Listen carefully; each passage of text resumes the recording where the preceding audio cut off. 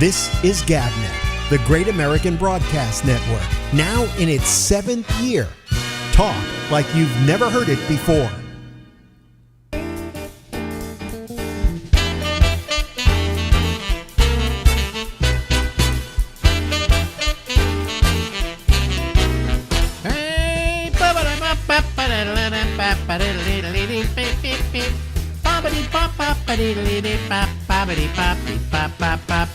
Hey, in the big red letters, it's Alex, it's me. The Ramble, that's in the big white letters. That's the name of the program. We're here until midnight tonight. Wow, we haven't really talked to you in a long time. No, that's right. I was on vacation. Yeah, that's Steve Kravitz. He was on vacation. And you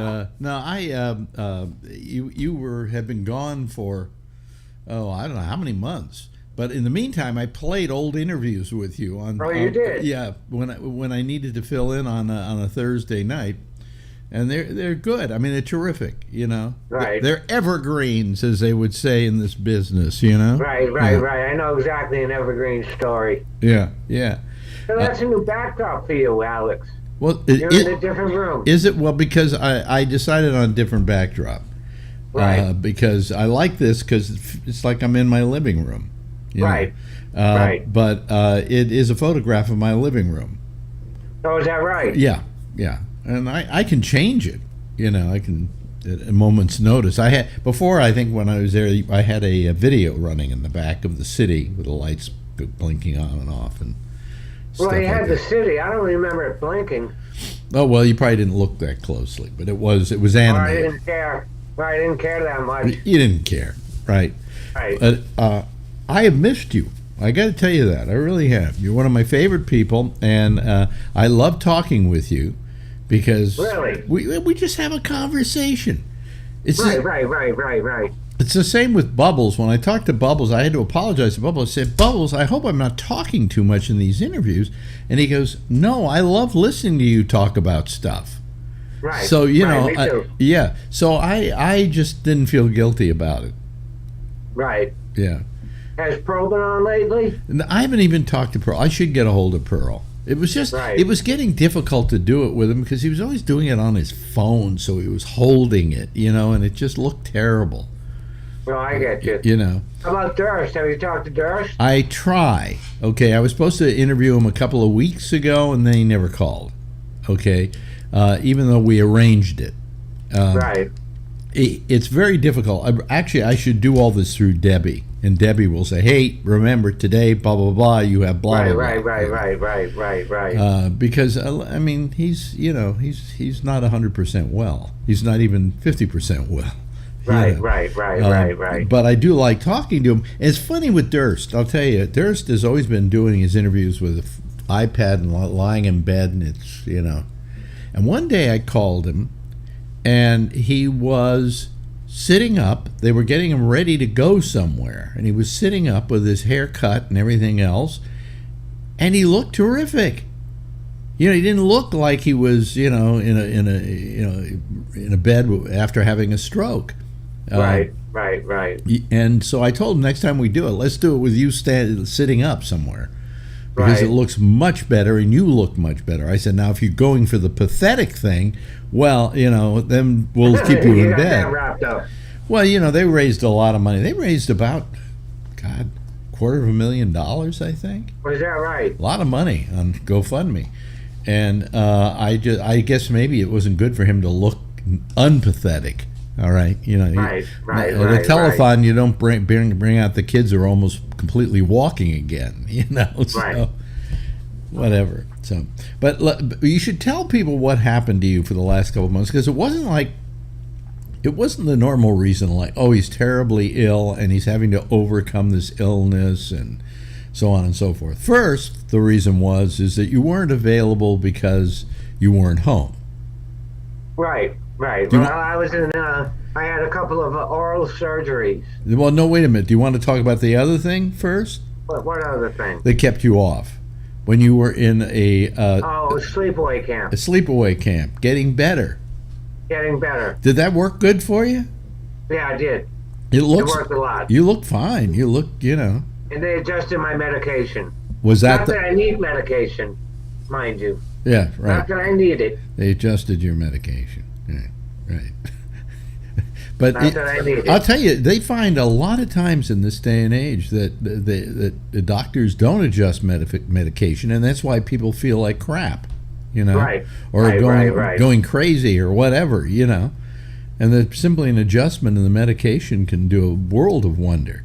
Right. Yeah. Right. But anyway, you went to sleepaway camp. You went in and told them, I think I need sleepaway camp, and so you were away. Right. That was a month there. Okay. Right.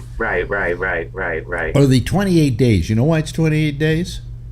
Why is that? Because insurance covers that. It doesn't cover 29 days. Oh, really? Yeah. So you were in for 28 days, right? Now, we should also say that I was at sleepaway camp, but I wasn't at a drug rehab. Oh, okay.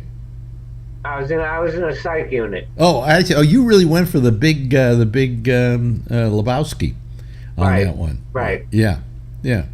Okay. Well, I can appreciate that. Bravo for even doing better than a rehab facility. Right. Yeah. Right. But that helped. Well, I haven't had a drink or a drug in close to 17 years. Yeah. But that doesn't mean that you don't get mental problems that are affected by your former usage. Right. It's kind of like, they talk about COVID and people keep having problems from the COVID after the COVID is gone. Right. And they call them long haulers. But I think, no, we have to recognize there's such a thing as a long hauler even with a drug problem, and that 17 years later you can still have residual effects from your drug usage.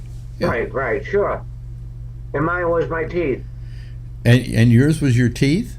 Right. Well, what happened? That was next. Okay, so you get out of the what is it? Hospital, whatever. Loony bin. The loony bin. Okay, the loony bin. He was bonkers. Okay. It happens. These are. I don't know if people listening to us realize these are technical terms. Bonkers. Batshit crazy. Right. Batshit crazy.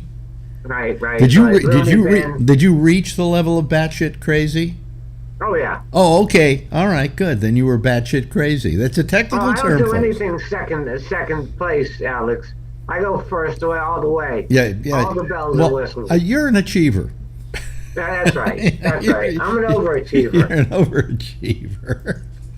Anyway, so you went and you did this, and then you come home and your teeth are.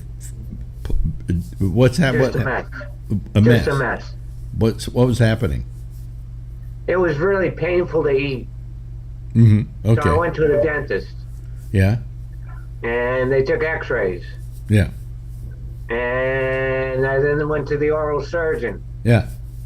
And they took out all my bottom teeth. How many teeth? Altogether? Yeah. Top and bottom? Top and bottom? Well, no, they didn't take out all the ones on the top. The top is a partial, the bottom is a full denture. Wow. So do you take the denture out, or is it an implant? No, I take the dentures out. Yeah, no, what happens is these days, sometimes they take that denture, what would be the denture, they make a thing, and then they implant it. Right. My insurance wouldn't cover implants. It would only cover dentures. Oh, okay. So you got dentures. All right. Right. So you got the dentures, what, all the bottom teeth? Right. Wow. Right. Wow. Yeah, well, it looks great. Thank you so much. And actually, you're talking okay. Your mouth is you're kind of holding it in a certain way because you're not used to the dentures. But, right. But anyway, they had to pull all his teeth, I guess, and then some on the top as well. And those are right. Those are partials, And do you soak them every night? Yes, I do.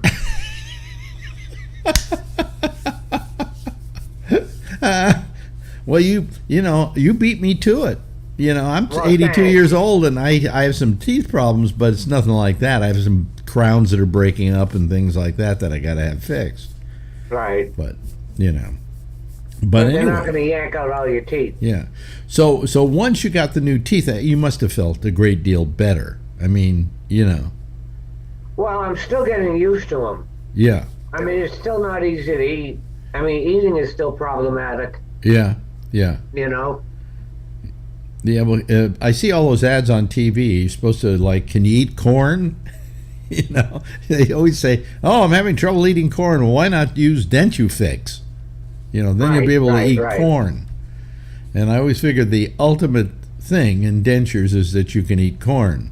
So you have to use Polygrip, I think. What's your cream of choice? Is it Polygrip? Yeah, sure. Really? Is it good? I don't know what to compare it to. I mean, I'm new with it. Yeah, I guess they could sell denture people just about anything, and they'd accept that it was better than what they without it. Right. Yeah, right, you know, right, but right, that it may not be doing it as well as it should. You know. Right. It wears off. I mean, it's easier to eat in the morning than it is at night. At night, I still have to eat soft food. Yeah. You know, I'm not out there having a steak or anything yet. Well, also your mouth must still feel a little raw from all the teeth being pulled too. Oh yeah. Yeah. Oh yeah. So, it's still healing. Yeah. It's still healing. You know, I think about this program of mine, and I'm going, you know, they really today what they want is young people listening to podcasts, and I'm thinking there is nothing on my podcast that would possibly appeal to a young person. You know, hey kids, today we're going to be talking to somebody who has dentures. Right. Yeah. Right. Who came out of the batshit crazy bin and then had to have his teeth removed. Right. You know something? That batshit bin must have worked, because if anything would make me depressed, it would be them pulling all my teeth. Right. No shit. It wasn't easy, Alex. It hasn't been an easy couple of months. Right. I can tell you that. Yeah. You know? But you're back, and, you know, you can now do your stand-up, unless while you're doing your stand-up, your dentures fall out, you know, so. Oh, God forbid. Yeah. God forbid. That would be the worst thing. Well, you're in better shape to go do stand-up than Will Durst, for instance, who can't even stand up. Right, Yeah. God bless. But he could do sit down. He could come on a stage and sit down, or be in a wheelchair, and the audience wouldn't, you know, they'd be on his side. He'd get their Right, they could care less. Yeah, and it would be an advantage, because they will put up with more from you. Like, if you start bombing, they're not exactly going to boo a guy in a wheelchair. Are you now a prop comic if you're in a wheelchair? Oh, yeah, right. Well, You make Durst a prop comic. Well, I keep telling him, you could be the first comic in a wheelchair. I don't know any other. Do you know any other comics that come on stage in a wheelchair? No. Why not? No. Why not? You know? I don't know any other comics that need a wheelchair. Because if you're in a wheelchair, does it change whether you're funny or not? No. You know, it probably adds a little bit to the funny. You know. Well, Durst didn't need any help to be funny. I mean, Durst is just funny, period. Yeah. He's a funny dude. Yeah. But all I'm saying is that I think that I want to see him get out of the hospital. I just think being home would do him a world of good. You know. Yeah, but he'd need round-the-clock care. I don't think he's that bad off that he needs round the clock. Okay, but I'm not a doctor. But right. he's in a long-term care facility. I don't know what they call it. And it's not exactly a complete medical facility, I don't think. No, it's more of a rehab, isn't it? Yeah, it's not a hospital setting. It's a rehab. But you know, and I think they're kind of giving up a little bit on him. You know. But well, you think so? Well, I don't think he's going to be able to walk. You know, that's just my opinion from everything he's said. It's been really slow. I mean, he's been in there 2.5 years. Has it been that long? Yeah, it's been that long. And I think that's very dispiriting. I think that getting somebody home as fast as possible, and if nothing more, having nurses and doctors visit him would be very therapeutic. You know, and Debbie would love that. And they put in a chairlift and all of that, you know, so that he can. Well, don't they have? Didn't Debbie put one of those in? Yeah. expecting that he would be home soon, but he isn't yet.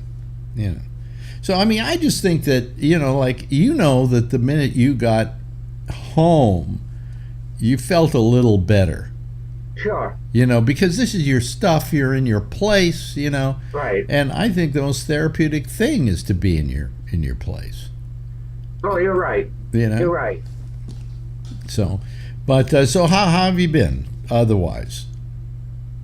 Oh, I'm living the dreams, Alex. Living the fucking dream. Living the fucking dream. And what dream? What dream exactly is that? Is it a wet dream? Yeah, I think it's a nightmare, actually. Living the dream. Well, you should come down to see us now. We almost have this apartment rented to us. Oh, really? Yeah, almost. Are you still in litigation? It's not that we're in litigation. We're in after. We made a deal in court. Okay, we pay the guy who lived here $75,000. The landlord guarantees they will give us a what do you call it? A lease. Okay, in our name. Right. Okay, at rent stabilized price, the or that we had in court was whatever the judge says the rent should be, or that something like the rental people say it should be. Based upon market value? Well, no, not market value. Based upon the record of the landlord and how well he stayed with what's called rent stabilization. And that means that back in 2003, the rent here was $500.04 or 7 cents. I don't know why 507 cents, but let's not argue about it. I'll give them the 7 cents. So then what happened is that for something like 7-8 years, they didn't register this apartment with the DHC or something like, I can't remember what it's called exactly. And so there's a question as to whether the rent should be the same, say, in 2011 as it was in 2003. And the answer is probably yes, because they didn't register it. And so there's no record of who was in here and how many people, whatever. So anyway, the judge's determination was, because he didn't like the landlords and felt they were lying through their teeth, they said the proper rent for this apartment right now is $500.07 a month. That's what you're paying a month? Well, that's what they're supposed to give it to us for. Not the $2,225 that we said we would pay, because that was the rent stabilized number. Right. But then the judge decided it wasn't, and that the number should be $500. So because we agreed to that in court, that whatever the judge said, that would be the rent. But then we went to the landlord and they said, oh, we're not signing it for $500, $2,225. And we had to go to the judge and have him make a court order saying, pay up. Right, even though I mean, $2,200 is still dirt cheap compared to what you have. But I wanted it $500 because that's what the judge said. I'm not going to go against the judge. Right. So that has been going on for months now. I mean, literally months. And I think we finally got it so that the landlord will give us a lease for $500 a month, and he's going to appeal it. And if he goes to an appeals court, and the appeals court says the price is higher, which we think the only suitable higher price is somewhere around $850, because then we take whatever the lowest rent was in this line of apartments in the building in 2013, and that was $850 or something like that. But if they want the difference, but we'll pay the difference between whatever the court says retroactively, but give us the lease now for $500.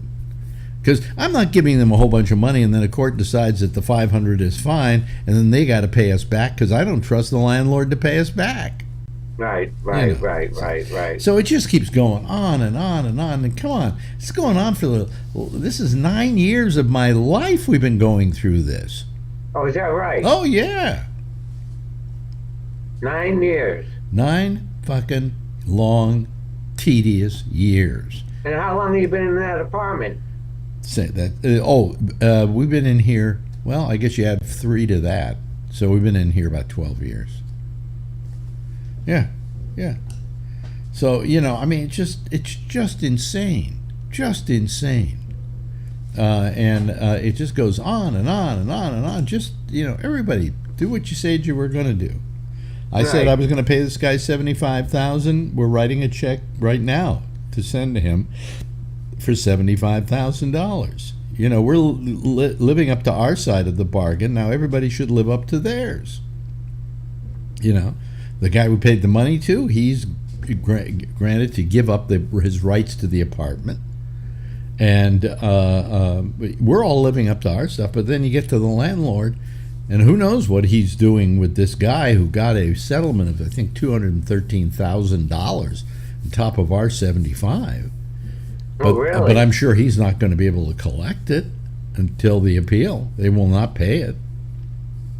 It's really it goes on and on and on. It should have been over with in 2 years, and that's it.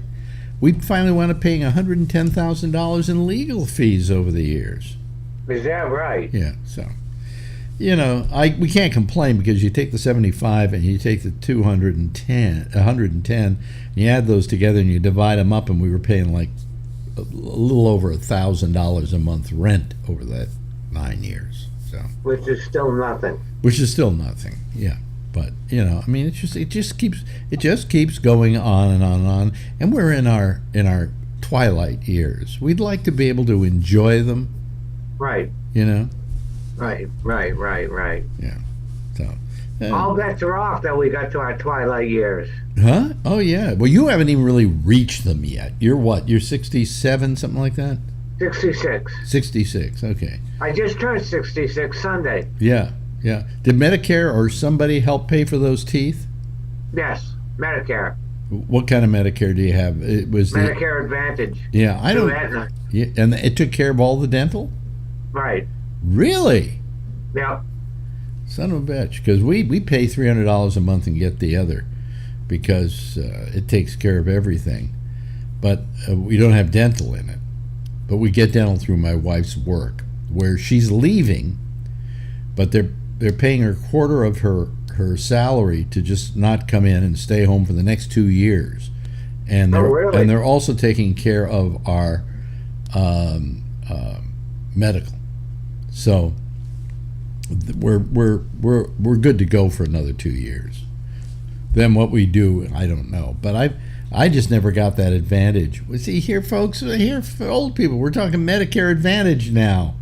Right. Yeah. The trouble with Medicare, only trouble with Medicare Advantage is you get the right plan, you'll be okay. But what happens is your regular Medicare disappears. You don't have regular Medicare anymore. You have Medicare Advantage, and all the stuff is administered through them, and you have to go to their network of doctors and so on and so forth. Right. And I think if you want to quit Medicare Advantage and go to, say, the other Medicare plan, you can't, because I don't think you can get Medicare back. And what happens is these insurance companies get paid by Medicare to take care of your costs.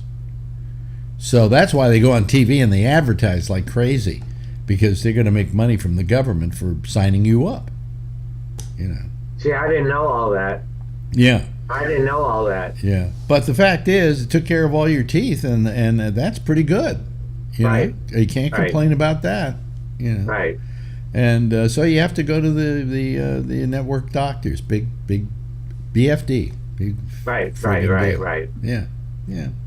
But otherwise, you look like you're feeling good. I mean, it's the old Kravitz I knew. Well, the old Kravitz I knew minus the drugs. Yeah.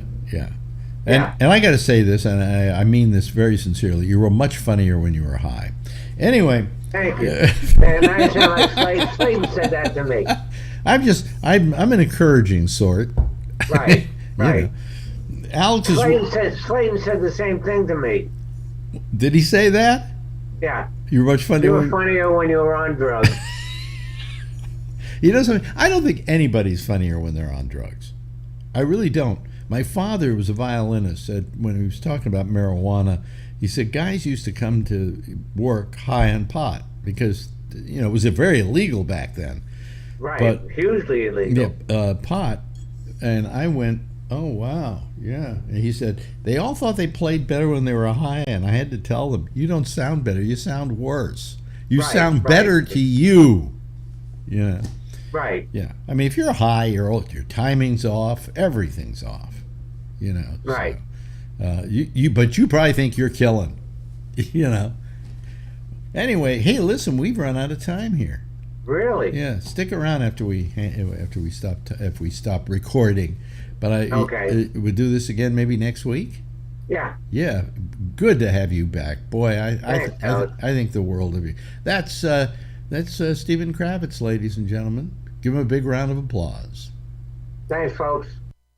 This is GabNet, the Great American Broadcast Network, now in its 7th year.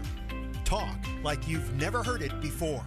Hey, okay, all righty. Oh, let me turn on my lights here. Then there we go. There goes the other one. Yeah, okay. Hello, everybody. How are you this evening? Couple of things. I'll talk to you about one of them in a second.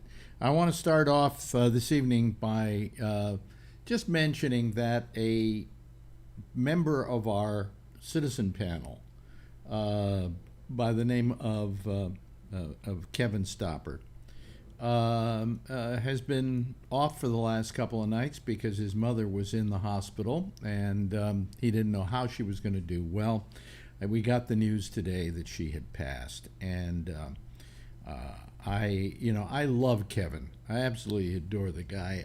I think he's one of the best people I've known, and just a sweet, decent person.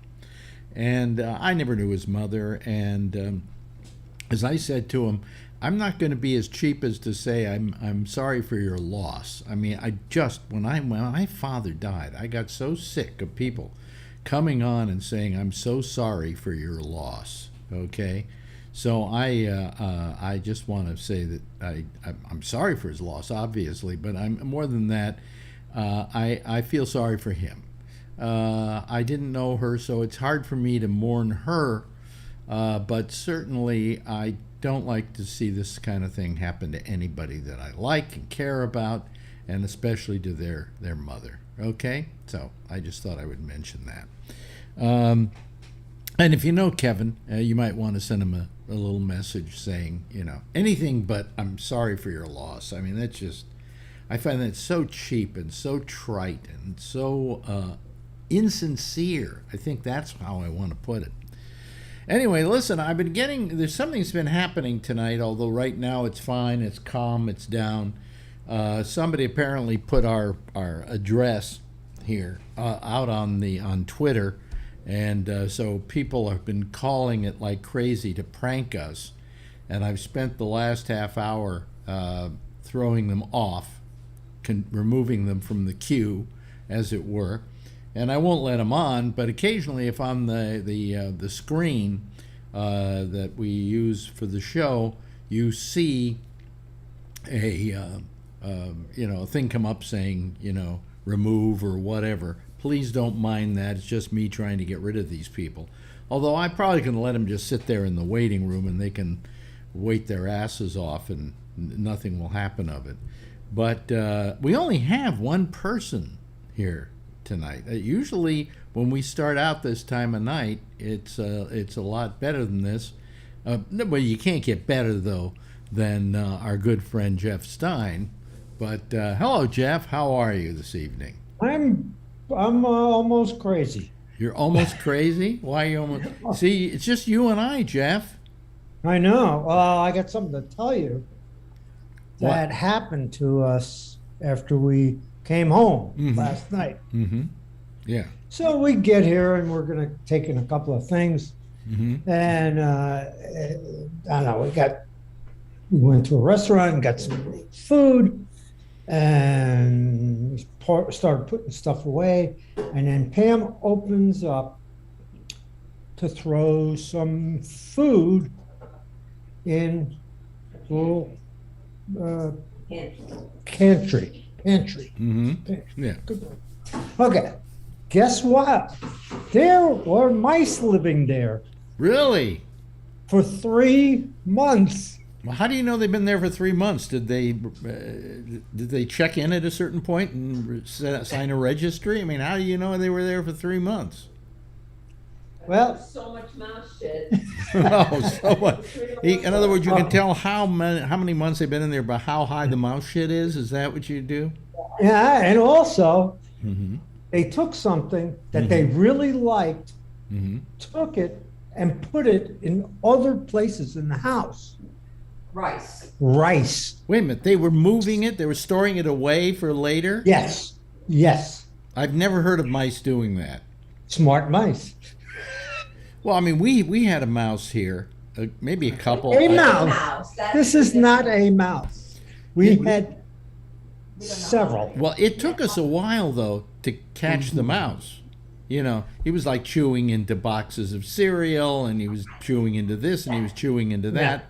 But finally, what we found, if you, Tony, I'm sure you've heard of this too, peppermint spray. You know, I heard that too, and I also heard I had, you know what it is, Alex? Remember the last time I had them? My neighbor had them. Our houses are connected, and they got them, but we got the exterminator. But they were going back and forth. So I got the exterminator, Alex. I can't take those fucking things, man. I chased one into the living room up because this apartment's empty now, so they were upstairs. They're gone now, but I left the traps down, and I don't see anything, and they don't have anything. But Jeff, there's never just one. There's always more. Oh, I know. No, I killed one with a pizza box, Alex. I had him on the sticky trap. I was skeeving. I got to get rid of this. I'm telling you, the greatest part about this, that will drive you crazy. Went nuts. We finally, Pam cleans up this, she's cleaning up all this stuff. And finally, I don't know, like 12 o'clock, she goes to bed. And all of a sudden, she says, holy shit, there's stuff in our bedroom. In our bed. In the bed. Were they doing this? Wait a minute. Were they taking in the bed? Were they taking dumps in your bed while you were out of town? They were having sex in our bed. Sex and with rice. Spanish rice, too. They didn't go for cheap stuff. It was a brand new sealed thing. Oh, yeah. Oh, no, they get in there. It was made out of plastic. Oh, they get in there. Yeah. What you got to do is peppermint spray. Look it up on Amazon. I'm telling you, this is what did it for us. We put traps out. They kind of look, oh, ha, a trap. I'll just walk around that, you know. We had a number of things we had done to prevent it. We had a guy come in and spray all over the place and everything. Somebody said peppermint spray. So we went and we got peppermint spray, which they say is good as a mouse repellent. And we put the peppermint spray in all the places where they would go, and they disappeared. We haven't had a mouse since. Yeah, I put baking soda under the thing too. He told me under the sink. Yeah. Like in certain spots, and the peppermint spray. Yeah. And traps, and I haven't seen anything. I put it in the basement. Let's see more of your face, Tony. Oh, I'm sorry. Yeah. There you go. You know what it is, Alex? You know what it is, Jeff, too? When they get, we got the exterminator right away. They don't even want to get the exterminator people. The next house, when me and my brother move, Alex, we want to get a house detached. Because I can't live with somebody attached to me. What? When we move, we want to move. What do you mean, is somebody attached to you? Yeah, like that. It's a two-family, so it's semi-attached. So whatever they get, we may get. Right. No, or whatever they had, you get. Yeah, they were going back. I told them it's nice. I said, I'm getting the exterminator if you want. He'll do it half price. Oh, no, we're going to lay traps down. And they got tenants. I was talking to the tenant who lived upstairs, where this apartment is, my mom's apartment, the tenant next door. I says, can I ask you a question? He goes, what? And says, him and his wife are coming in to have a little kid.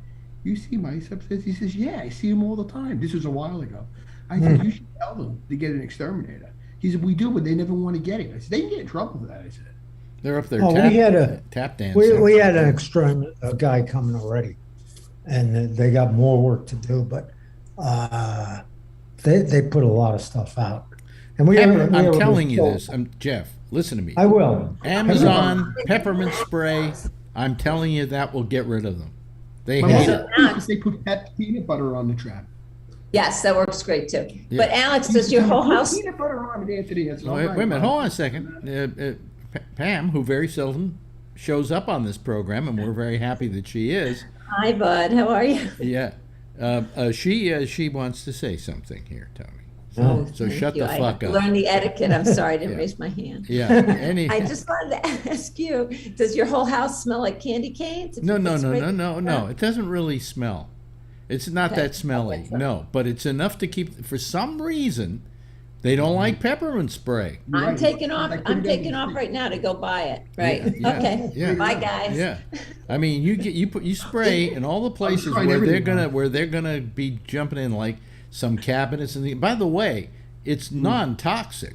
You know. Yeah. Yeah, peppermint's great. Yeah, it's non-toxic, so you can put it in places where there's food and everything else, and just you won't see them. I swear to you. I mean, I'm going to order it right now. I'm Yeah. out of here. Yeah. Thank you. Yeah. Okay. I had a squirrel infestation once, but Oh, that's a whole other thing. well, those Oh, are so I want to tell you. those are Tony was flying talking- rats. What? Yeah, Tony was saying about what happens to go from one house to the other. So here's what happened here. We go back and we call and we asked a couple of people. They say, does anybody who's taking care of mice problems and stuff like that? Oh yeah, what's his name? Right next to you. Well, the exterminator said. The exterminator goes, oh, I've been here before. He knows. I said, holy shit. I said, not only did they fix it next door, Yeah. but they told the mice, says, you know what? There's nobody at home in Stein's house. Let's go over there. Yeah, Oh, right. so you right. went down to Florida? Oh, they're having a party. No, I'll That's tell you right. what happens. I'll We're- tell you what happens. I found with roaches, if you have an apartment downstairs and somebody moves out and they had a roach problem they didn't take care of, well, immediately the roaches have to find some other place, so they come up to your apartment. I had that happen in when I was living downtown. They found this one apartment where it was just this absolute amazing infestation, and when those people left, guess where they came? Oh, I would have moved down. I mean, it was disgusting. I had to go out and hire the Eichmann of I remember you saying roaches. Of roaches. you told that I mean, story, she I was came like, in, the Hitler of roaches. She was like, I'd be in a bubble. she turned it into Bergen-Belsen for roaches. I'd be in a bubble. I mean, it was amazing. I mean, she came in. It was like she was really weird, and she was like she hated roaches. Oh, I hate those roaches. Yes, and she knew where they all were. You know, she'd like put the spray down in something, and all of a sudden the thing would start moving. You know. She come to Connecticut. We'll have her Oh, she live here was. for a month. She was a killer, man. She was an absolute killer. That's a little creepy. That's what we need. You need an oldie but goodie. So. I don't care what you got to pay, what I got to pay you. Just get rid of them. Yeah, but so we haven't. I don't think we've seen a mouse in quite a while, you know. And I didn't mind mice that much, only because they're not really. You don't want rats. That's what you don't want. No, that's But mice, come on. People have mice as pets. In fact, I knew a person who had rats as pets. Yeah. Rats are very smart, by the way. You can train rats to do tricks and things like that. And this friend of mine had a rat and used to teach the rat tricks, and I'd go over and see rat tricks, But anyway, is anybody else going to call? Is there something weird tonight? The number of people we watching. must- Basketball tournament's on tonight. What? The NC March Madness. Oh, NCAA. March fucking But I had to take a break. I was Madness. watching so many games. Jesus. I don't know. Well, no, there are only about 20 people listening to us. So I figure maybe there's something wrong out there with the feed. But I noticed the feed here is working. It's coming Well, maybe through. California is your problem. That could be. Yeah. I mean, 'Cause we have a lot of California guys yeah. at Yeah. this time. So Right? when's it over tonight? Anybody know? Oh, it's gonna go on. The last UCLA plays at like 10:30, so they're gonna play. Fuck it. God damn it. Maybe I shouldn't do a show for the rest of this week. Was tonight the first night?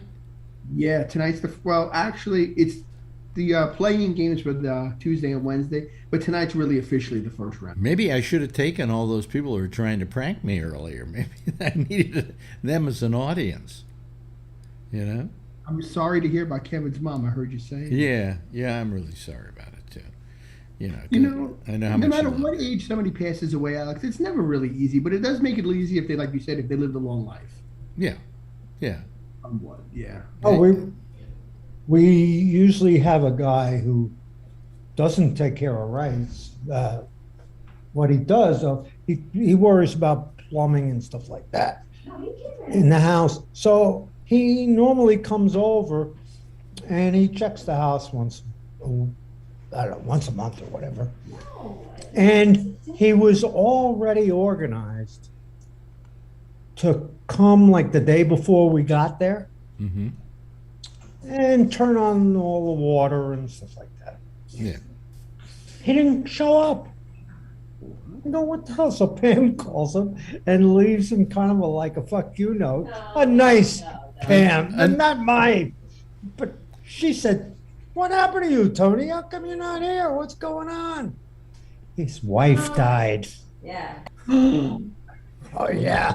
When that happens, you feel like crap, don't you? Oh yeah, of course. What do? You go over there and you start talking to the guy, and you realize, oh yeah, he died. His wife's died 3 weeks ago or something like that. And so he comes in anyway, shows up, apologizing to us. And he starts crying. Oh, he did to me. Oh my God! What are you gonna? Here comes Jack Bishop. I think it's Jack Bishop. Yes, it is Jack Bishop. All right, there it is. Hello, Jack. Jack apparently doesn't care for the NCAA either. Oh hell no! Yeah. There is nothing that upsets me more than seeing millionaires do tricks with balls. Well, they're not millionaires yet, but technically they do get. Yeah, well, I just, I just don't follow it. I just don't care. You don't like sports. Hey, that's the guy who owned this building. Not that I don't like sports. There are some sports I will watch. Like tennis, I thought, right? You like the Olympics, right? Stuff like that. Yeah, Olympic stuff I like. Yeah, that's exciting. Yeah. I like swimming and rowing, and I especially am a fond adherent to curling. I really like curling. I don't remember what the hell curling is. Well, curling is, it really, just watch it. You'll figure it out. It's pretty simple to figure out. Oh, it's with a brush, right? Yeah, a broom. Broom. It's called a broom. Yeah.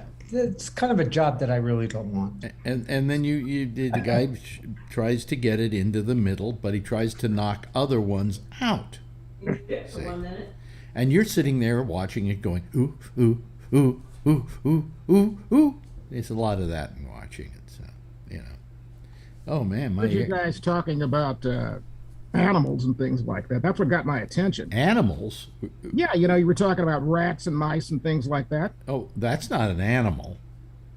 Well, it's a mammal, a vermin, but I don't think of it as an animal. I think of a cat or a dog or a horse or a pony as a conventionalist. The reason I got to thinking about that though was Donna has always gravitated to weird critters. And at one job that she worked at, somebody was leaving the company and moving cross country, and they gave Donna a boa constrictor. Holy shit. Now, there were two things that happened right away with this snake. Yeah. One, we found out that you got to give it live mice. That's correct. The other thing we found out right quickly was we quit having any friends that would come and spend the weekend with us. But why did she accept the goddamn boa constrictor? Because she wanted it. Really? And of all of, and we've gone through dogs and cats. Is there something wrong with your wife? Yes, Oh, she okay. married me. Well, but that and the boa constrictor are the two strikes against her. Actually, the boa constrictor required the least care of any animal I've ever had in my life. You give them a mouse once a month. Once a month. That's all. They only eat once a month. That's it. They eat once a month. Do they get ready? Do they get ready for dinner? Like put on a little bib and fork? No, I'm getting to that. And then they go to sleep, and they sleep for like weeks while they digest the mouse. Oh, but I got something to tell you. And I found this out from iguanas. Okay. Their crap smells horrible.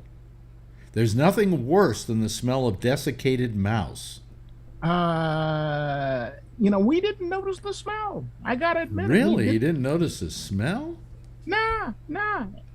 But the thing that struck me the most about it, like I said, was we used to have these, particularly friends of Donna's who lived in Oklahoma City. They wanted to come to Dallas all the time because there's nothing to do in Oklahoma City on the weekend.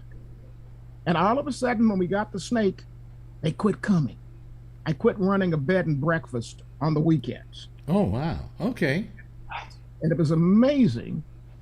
They stayed away for years until they found out that we had passed the snake on to somebody else.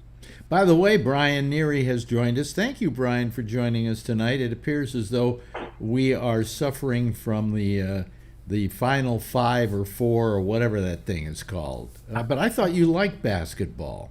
Yeah, I was watching San Francisco USF. Yeah. USF playing, so I was watching that game a little bit, cleaning my garage, and I have a new 65-inch TV in the garage, and I had you guys on there.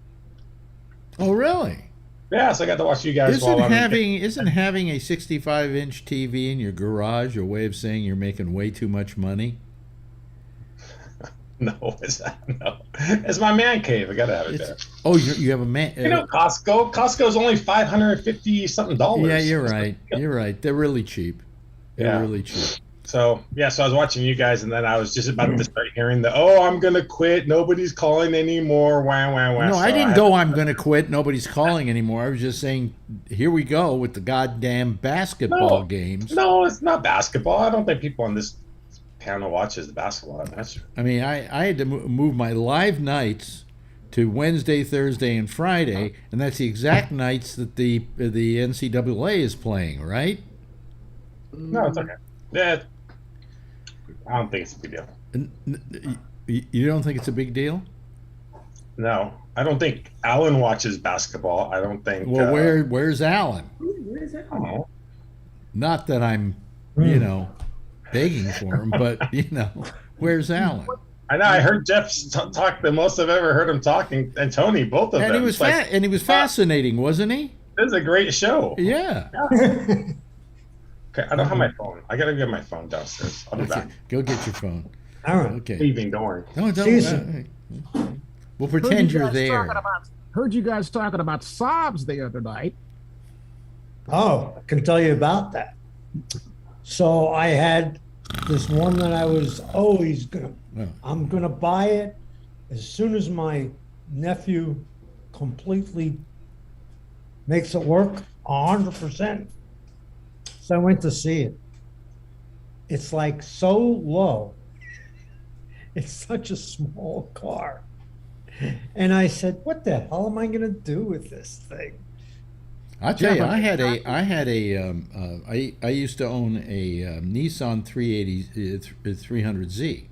Yeah, nice. And but they're so low that whenever I would go into like a parking lot and they would have like these little bumpers in each of the parking spaces, it would get hooked up on it, and I eventually was just ripping off the front. What do they call that thing below? Oh, the air dam. Huh? Spoiler. I kept ripping off spoilers all the time because the car was too goddamn low. Yeah. So. Hey, Jeff, I know exactly what you're talking about. I always wanted a Honda Civic CRX. Oh, Nice. yes. Nice. And about 20 years ago, I found it was a CRX SI, which was the trick one. And it was at a good price, and I bought it. Yeah. And I had them bring it to the house and the whole thing. And this was before I developed some of the back problems I have now. When did this start to become car talk? Go ahead. Anyway. Oh, why not? Donna says to me, what are you going to do with that thing? Because you can't get in and out of it as fat as you've gotten. Oh. Well, I would divorce her immediately. No, it was during one of those periods. And the only reason I would divorce her is a killing isn't allowed. In Texas, it may be. Yeah. But she said, you can't get in and out of the thing. And so here recently, I saw the car again. A buddy of mine has it in his shop. And, like Jeff was talking about, this guy said, I'll put it together for you. Yeah. I tried to get in and out of it. Actually, I just tried to get in it and I couldn't get in it. So my grandson doesn't know it, but he's 16 years old, and that car is going to Minnesota. Nice. Okay, good. Oh, well, I'm drowsy now. No, I asked Pam, I said, can you just get in the car? That was one of my questions. Oh, okay. Yeah. And she goes, yeah, she can get in, but now the problem is getting out. Mm-hmm. There's nothing to hold on to, really. Really? Okay. Yeah. I don't know. As I get older, do you find it's more difficult getting out of cars? Oh, I never had trouble getting out of cars, but lately I get out of an Uber or a Lyft or whatever, and I'm I'm having to scrunch across the seat and hold either side to get out the door. Now, is it just me, or just have cars become more difficult to get out of? It's just you. Because I used to have a big ass Acura, the top of the line Acura sedan, okay. And I never had trouble getting out of that thing, Yeah, I think with all the airbags and everything now, it's hard to get in and out. Oh, really? Okay. My Particularly car, the back of a four-door sedan. Yeah. There's a video of an old guy getting out of a Lamborghini or something, and he opens the door and he slowly gets out, and by the time he's trying to get out, he's on the ground because he can't get up at an angle. He just rolls over. He's on the ground and he stands up. When I get to that point, I'm selling my McLaren. Well, I knew it was time for me to get a taller car when I had a Acura, top of the line, about 10, 15 years ago. What was that model? The one I had was a Legend. Legend. No, but I had the Acura. It was a RL, probably. RL, yeah. Yeah, which was what the Legend was in the lineup before the RL. Okay, yeah. And so anyway, I picked up my 17, 18-year-old granddaughter, and when she had trouble getting out of my Legend, I said, that's it. I got to get a bigger car, because if it's 17, she's having trouble getting out of the Well, when I had that RL, I said it was like, people said, well, how do you like it? I said, it's like driving a living room. Right? That's exactly what it was like. I mean, I used it when I had to go on long trips. And I took my sports car when I wanted to do short little journeys around, because you want that kind of comfort when you're driving long distances. I had a friend who owned a Ferrari. What, Diablo? Have I got that right? Yeah. Yeah. And a friend gave it to him, oddly enough. And he said, pick me up, and he said, well, let's go up to Tahoe, okay?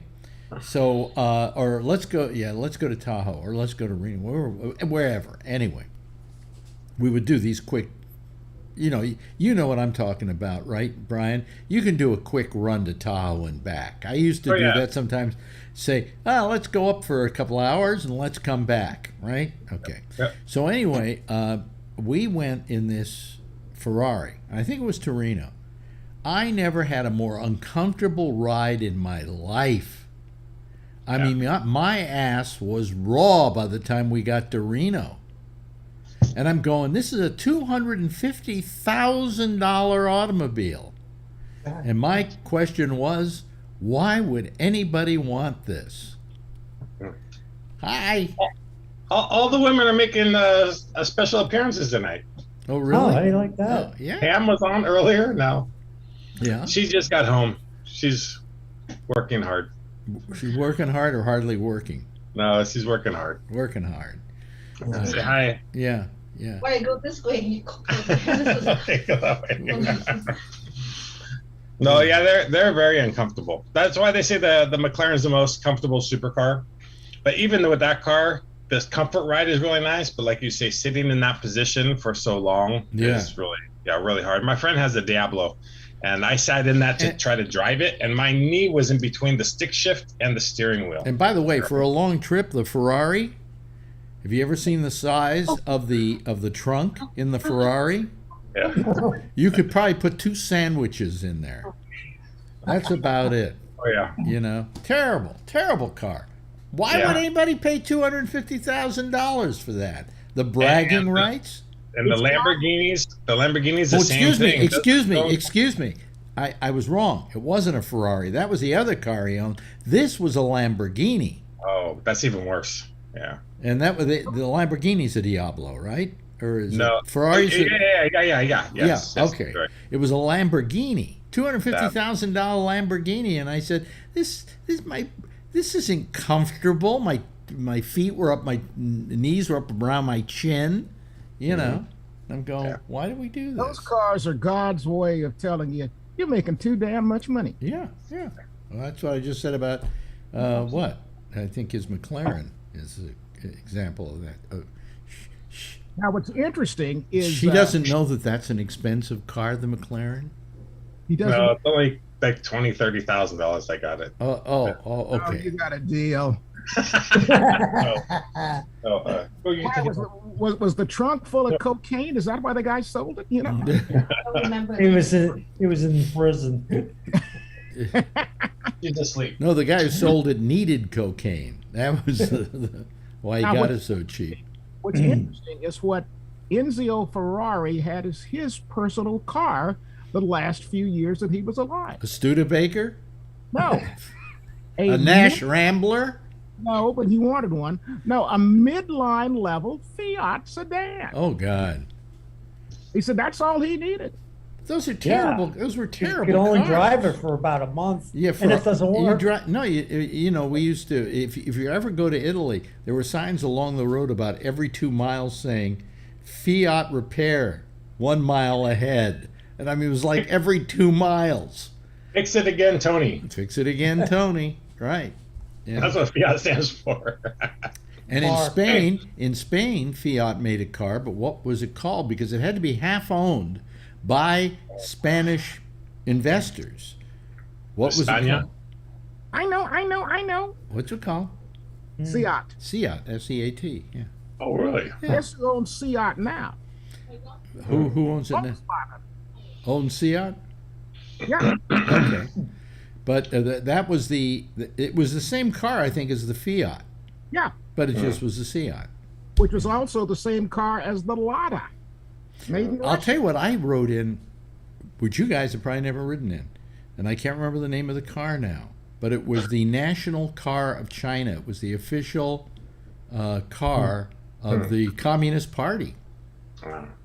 And it was the worst car I've ever been in my life. It was just terrible. Worst car I was ever in happened in Houston when you and I bumped into each other after losing track of each other for years.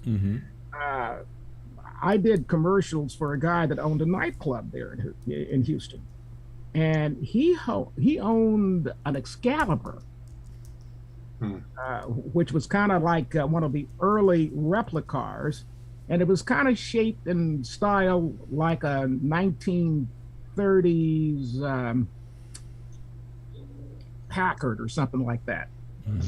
And this car was so uncomfortable and so fast that we were on a major highway in Houston, and I told him, "Stop the car! I'm getting out."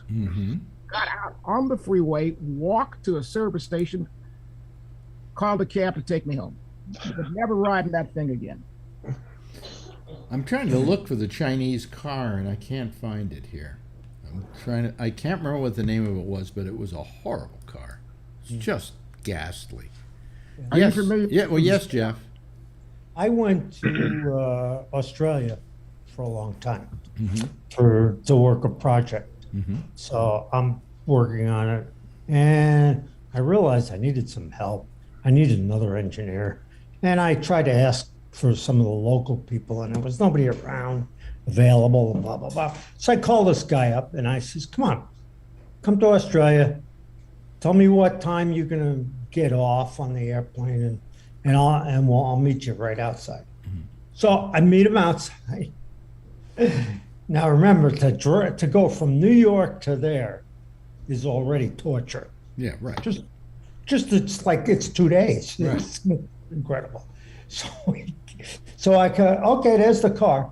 He gets in, he gets in the car, and he's looking at me.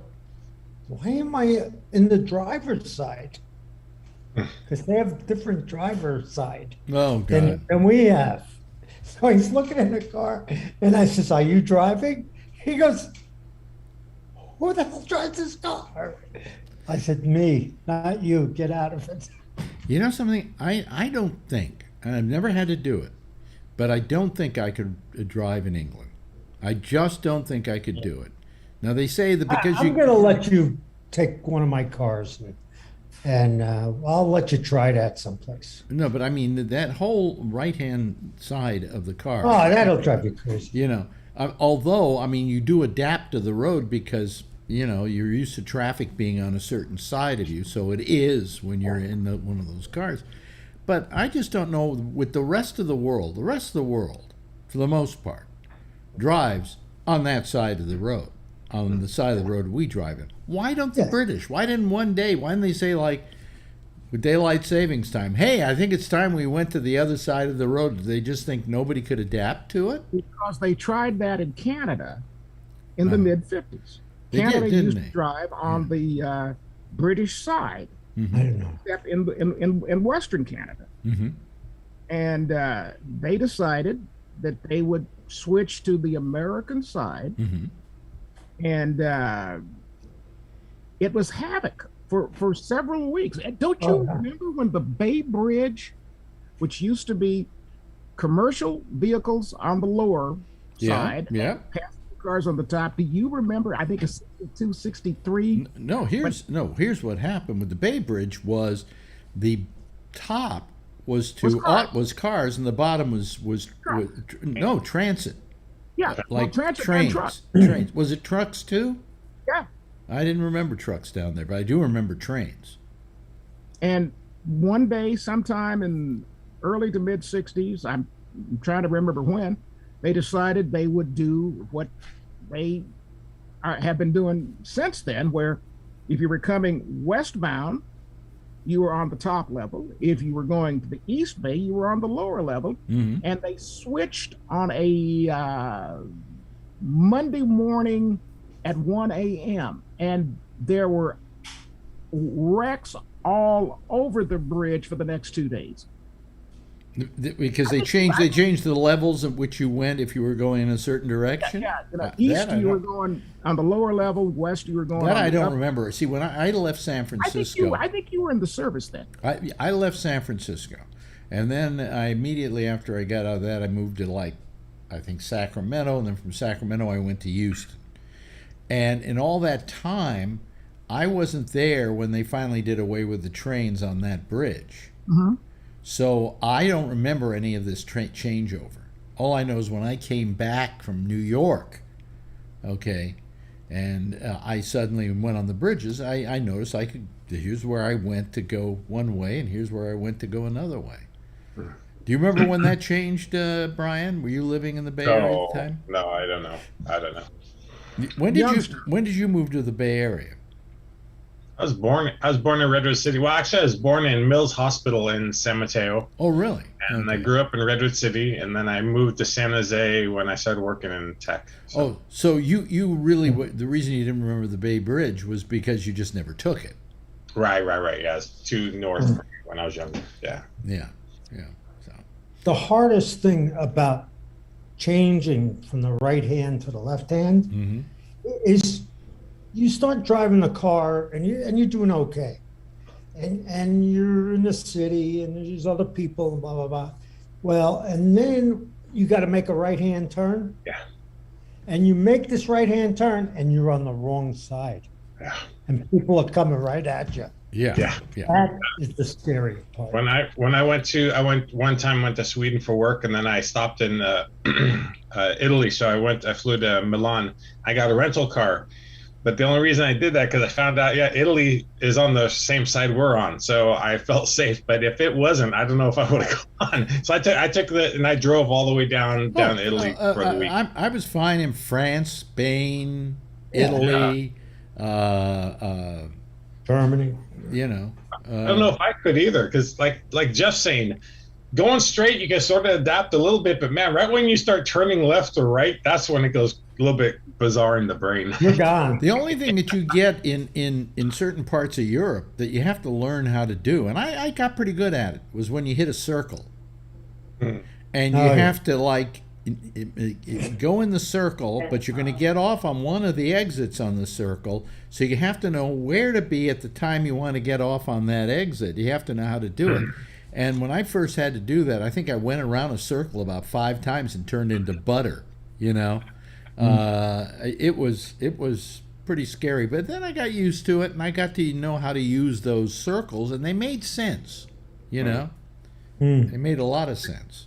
Yeah, when I drove to Italy, I went and I got the car, and it was at nighttime. The sun was just coming down when I dropped into Milan. Got my rental car, and I found a hotel to go to. So I drove, and somehow I got on the freeway by bypassing the toll. Well, the toll, you're supposed to get a ticket because you have to pay for all the freeway time, right? And I didn't know that, so I bypassed that, and I go, and I'm going off at the off ramp, and it's a toll, and I don't know what I'm paying because I didn't grab a ticket.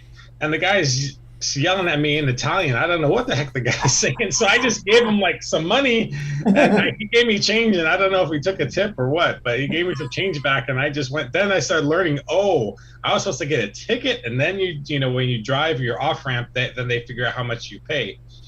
But man, and then as maybe Alex, and those streets, those freeways are spotless and they're so beautiful. And then I come back here and I go down one of the freeways, and there's a mattress, and there's the kids' toys on the side of the freeway. It's so terrible. Yeah. Well, we still have here in New York, we still have turnpikes actually. Yeah. There's still turnpikes here. Is that the same thing? Well, when they were first created, they were created as a wonderful thing in which you paid to go on these roads, and you could go any speed you wanted to go. There was no speed limit. Do you remember that, Jeff? Yeah. Yeah. That was the great thing about turnpikes. And all of a sudden, one day they said, well, we're going to put a speed limit on it, and you still got to pay. But the reason you paid was to get on a road where you could go as fast as you wanted to. Yeah, and there was no exits. I mean, yeah. There were, limited. It was easy to drive. Yeah. Well, Alex, you wouldn't recognize Houston because they have turnpikes now all over Houston. You pay, seems like every half a mile. Really? Ridiculous. Yeah. Well, what the hell? There was something. What was I going to say? Brian, the other day you were telling a story. You kind of touched on a story. And I've been watching this thing about Elizabeth Holmes. Oh yeah. And what's the name of the company? What was the name of the company? Theranos. Theranos. Yeah, Theranos. And you said that you actually met her. You did? Yeah, I interviewed with her. Yeah, this is a woman. This is a woman. Let's explain it. Who started this company and eventually was popped for what they considered to be a fraud. Okay. Yeah. Yeah, so you auditioned. Yeah, I went. So a time in my life at Cepheid, I wasn't happy. so So I threw out my resume a couple places, and that was one of them. So they were doing like the same thing we are, but they're trying to take it to like the next level, and it's very difficult. So, well, they were trying to come out with a box in which you could put a drop of blood in there, and it would check against everything. Yeah, but there's a lot of heating and cooling and thermal cycling that has to happen in that box to do all the sample prep. Our stuff is like all contained in this small cartridge. It's really complex in there, but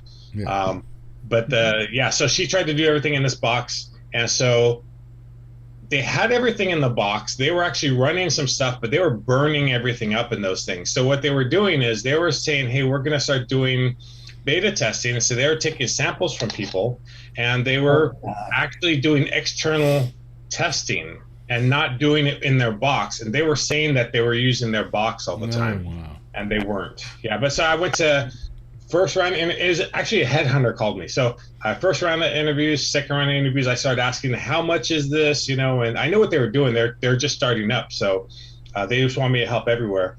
And then I started asking about money, and they said, oh, if you're sitting across from her, you're pretty much have the job. But I was one of the first people that interviewed for this position. And then the third set of interviews was with Sunny, who was the Indian gentleman, and then her. Yeah, she came up in, the yoga pants and the long shirt, the typical what they always show her. And but I didn't so I didn't get that job. They were trying to get other candidates, and then actually I got another offer at Cepheid, so I stayed there. But I know like three people that left there and about 5 people that were there. So when they there's actually a documentary, Alex, that's even better of it. It's not this fake the story of it, but it's actually filming from there and everything. Right. And some of my friends are in there, and I would laugh and go, oh my God, I saw you guys in there.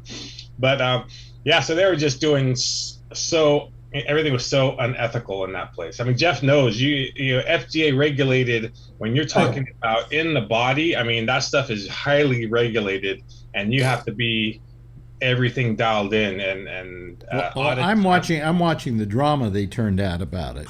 But I mean, do you think she was a fraud, or do you think she really believed in what she was doing, but she just couldn't get it to work, so she faked it? Exactly. Yes. Yeah, I think she believed in, yes. Yeah, she believed in that they could do everything in there, but but when you start applying everything, I mean, Jeff knows firsthand, when you start applying all that stuff, man, I have engineers right now that drive me crazy because they think this is one thing, and then when we go to production, it can't, it has to be production ready. Yeah. So she had it in her mind what she could do, and she just grabbed a bunch of people to follow and just listen to her. And, but when I was applying for that, man, I told you, it was like 6 months before Christmas. It was like around June, I guess. And man, they were like, it was known that you would get there early. You're going to leave there around 8 or 9 o'clock, and they will feed you, but you're just in there trying to get this to production. But they just had a hard time. So she believed in it, but she just she's getting so much money funding. Oh my God. I don't think she's been sentenced yet, has she? No, not sentenced yet. Not sentenced yet. Is the company still in business? No. That is funny. The history of my first job in my senior year of high school was working at Hewlett-Packard building drug analyzer testers. And I was in this one building on California Avenue in Palo Alto, which was one of the HP buildings. And I worked there, and then actually went into Facebook. That was a Facebook building, the original one from Zuckerberg. He lived down the street about 4 houses, and then it was Theranos. And then now it's all residential. And yeah, wow. Pretty great. Wow. You're going to call me. What? We should have a one-to-one talk. Yeah, Jeff, right? I mean, you have highly regulated and those type of things, right? Everything you're building. Becton Dickinson was one of my customers. BD, Johnson FPD. & Johnson, all of those, yes. Yeah. And some of them are great, some of them are idiots, but Yeah. That's. You don't want to say who the idiots were here? No. Okay. Was J&J Some of them are good friends. Was J&J okay? You were for J&J? Yeah, they're okay. Yeah. Yeah. Would you want to take their vaccine? Oh yeah, the one shot. I know. Okay, all right. Hey, I'm happy with Pfizer. That's all. I have Pfizer. What happens? I got, they say they're going to go for a fourth shot now because Pfizer has applied for it. Yeah, but Moderna hasn't. If Pfizer gets it, can I go in and say, give me another Moderna? I think you could mix and match. Don't hold me to it. I think you could. might. I think you can. I heard Pfizer is selling it now. Is selling fourth? Yesterday. The fourth? Yeah. Well, but they haven't gotten FDA approval. I thought they had. No, they were asking for it. They were asking for it. So. Yeah. Maybe I heard that while I was in the car. You probably heard it from Phil. No. I don't. No. Phil's a terrific guy. Or maybe it was TikTok. I would use it for regulatory stuff. It was TikTok. Particularly with my body. Tony, be nice. Yeah. Tony and I chat about TikTok a lot. Because they think it's actual news. I don't think you would ever find Walter Cronkite on TikTok. Well, we have a guy who calls this show who believes TikTok is good source for news. And I've looked at TikTok, and all I see is women's breasts jiggling up and down. See dogs doing tricks too. Dogs doing tricks, and cute kitty pictures, and things like that. But I never have seen anything that I refer to as news. I have another friend that's a car friend, really good friend, and really talented. And then, man, all of a sudden he got on this God thing. He started posting everything on these God. He started actually reading the Bible and stuff like that. And then he now all these conspiracy theories. The puppet that when Obama was there, Biden put this puppet in Ukraine, and now all this stuff, and oh my gosh, it's just bizarre. And it's like the TikTok thing. It's like man, all of a sudden it's like 5 posts or 6 posts in a row, and it's like, wow, how do these people find this stuff? I don't even see it anywhere. I went through that conversation 2 days ago with my 55-year-old nephew, who believes every conspiracy theory that ever has come out, including a theory that Lincoln was not killed by John Wilkes Booth, but was killed by Mrs. Lincoln. Well, you know what's funny? Back in the day, it was the left wing that was paranoid about conspiracy theories, and now it's the right wing that's afraid of conspiracy theories. I'm amazed by some of the stuff I hear. I mean, I like the stories. Like, I can say this because some older kids from high school friended me on Facebook. In some classes. But I used to make report cards for them because they were so stupid, pretty much. They were lazy, but whatever. Now, one of the guys friended me. He's a nice guy, right? He is totally like now. He was like drinker, this, that, always in the bed. Nice guy, but just out there, right? All of a sudden now he's like, he's found Jesus, like Brian said. It's like, my sister's like, is this the kid, one of the older guys you made report cards about? I said, it was like clockwork, $20 every quarter. He used to come to me. I used to make him a phony report card. So I had it saved.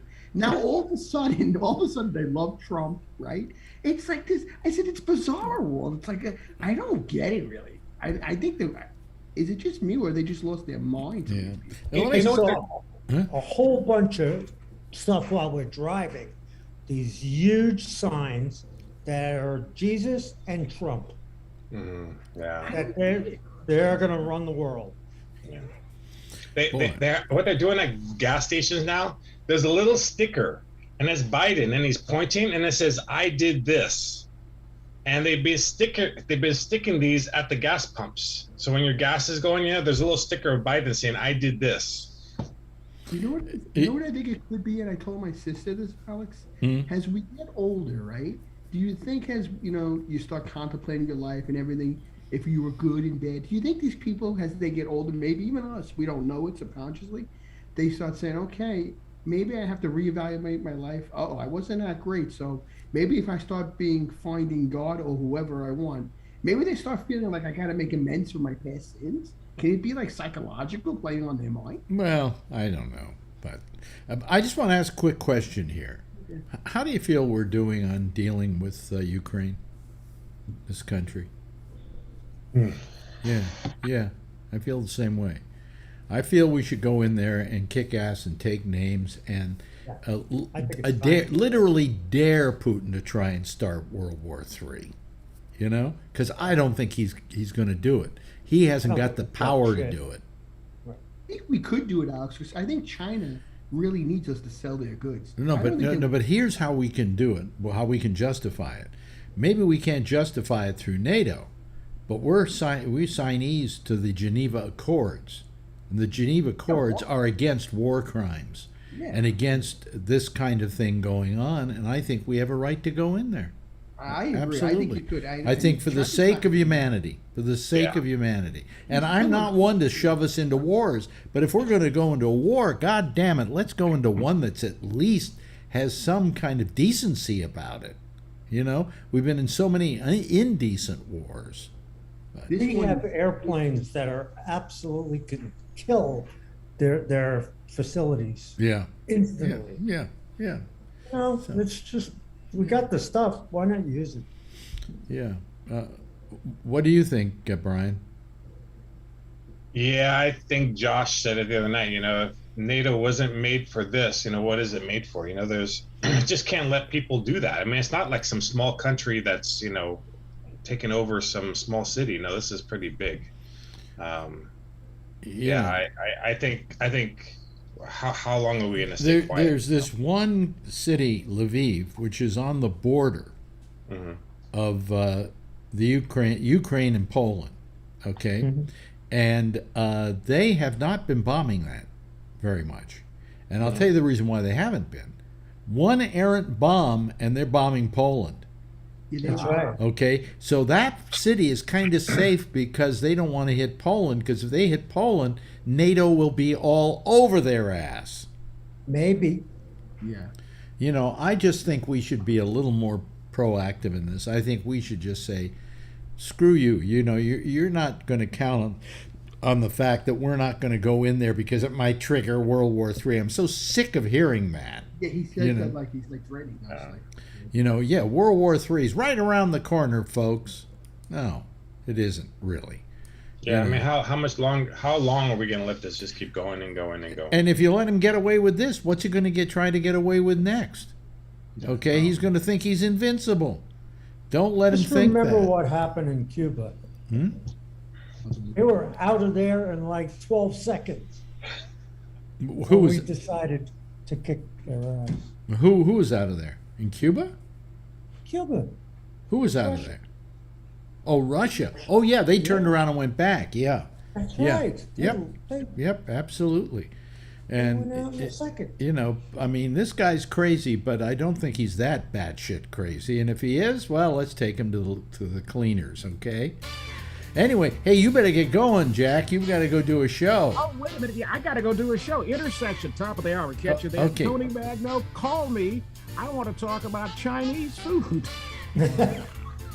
Yeah, but you'll have to hear about it in certain terms that you don't find pleasurable. Anyway, yeah. Anyway, listen, Jeff, great having you here tonight. It's been a nice little show with hardly anybody. From here on in, nobody call. All right? This is a Thursday night, just like Mondays now. Only us. Yeah, only us, and it's really been very nice, you know. And of course, Jack can't figure out how to hang up on Zoom. Just click on the. There you go. Oh, we're so big now. Anyway, thanks, Jeff, and thanks to you, Tony, and thanks to you, my good friend Brian, and thanks to, of course, Jack for having joined us and saving our ass and not making this a two-man show. Anyway, that's it for tonight. Everybody, give a big wave goodbye, and I will wave goodbye at you, okay? Bye-bye, everybody. There they go, folks. That's our citizen panel for tonight. Good people, good people. Once again, my thoughts go out to Kevin Stoppard, a regular caller to this show, sometimes known as Santa Claus, and his mother passed, and she was, I think, almost 91 years old, so not young, but you hate to see anybody lose their parent. It's just not good. That's putting it mildly. Anyway, stay tuned for Jack Bishop. He's next with The Intersection. He'll be taking your calls on Skype at GabNet Live. I'll see you again tomorrow night, same time, same station in life. Yeah. In the meantime, if you see her, tell her I love her, okay? Bye-bye, everybody.